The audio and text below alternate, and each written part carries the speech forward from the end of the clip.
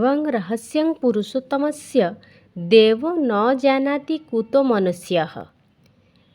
ଯେତେବେଳେ କୃଷ୍ଣ ବଳରାମଙ୍କର ଜନ୍ମ ହୁଏ ତା ପୂର୍ବ ରାତିରେ ଶ୍ରୀମନ୍ଦିରରେ ସନ୍ଧ୍ୟା ଧୂପ ପରେ ଗୋଟେ ଜେଉଟ ଭୋଗ ପ୍ରଭୁଙ୍କୁ ଅର୍ପଣ କରାଯାଏ।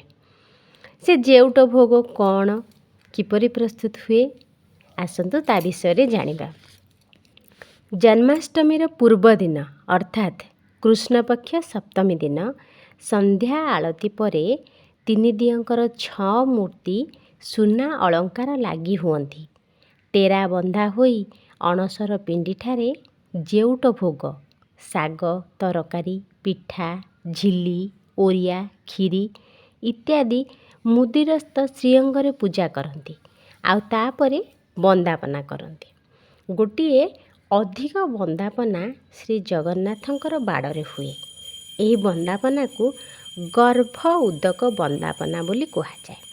ଏ ଯେଉଁ ଜେଉଟ ଭୋଗ, ଏ ଜେଉଟ ଭୋଗ ଓଉ କିମ୍ବା ଆମ୍ବ, ସାରୁ, ମଞ୍ଜା ଏଇଥିରୁ ପ୍ରସ୍ତୁତ ହୋଇଥାଏ। ଏ ଭୋଗ ଦେବାର ଉଦ୍ଦେଶ୍ୟ କ'ଣ? ଏ ଭୋଗ ଦେବାର ଉଦ୍ଦେଶ୍ୟ ହେଉଛି ଗର୍ଭ କଷ୍ଟ ନିବାରଣ। ଏଠାରେ ଗୋଟେ କଥା ମନରେ ଆସୁଛି ଯେ ଜଗନ୍ନାଥ ମହାପ୍ରଭୁ ତ ନିଜେ ଜନ୍ମ ହେବେ, ପୁଣି ତାଙ୍କୁ କାହିଁକି ଜେଉଟ ଭୋଗ ଦିଆଯାଏ?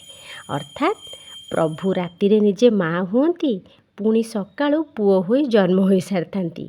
ଏହାର ଅର୍ଥ ସେଇ ପରମାତ୍ମା, ଏଥିରେ ଗୀତାରେ ଏହାର ଉତ୍ତର ଅଛି। ପିତାମହସ୍ୟ ଜଗତୋ ମାତା ଧାତା ପିତାମହଃ। ଅର୍ଥାତ୍ ଏହାର ଅର୍ଥ ପରମାତ୍ମା ଏ ଜଗତର ପିତା, ମାତା, ସୃଷ୍ଟିକର୍ତ୍ତା ଆଉ ପିତାଙ୍କର ପିତା ପିତାମହ ହିଁ। ତାଙ୍କର ଲୀଳା ଅପାର।